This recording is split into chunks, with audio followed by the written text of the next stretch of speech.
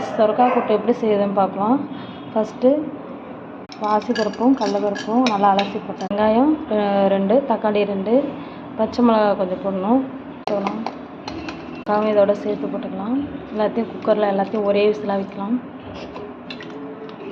இப்போ இது முழுகிற அளவுக்கு கொஞ்சம் தண்ணி ஊற்றிக்கணும்.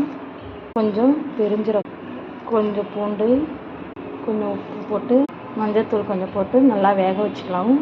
3 விசில் விட்டு குக்கரில் 3 விசில் வைக்கலாம்.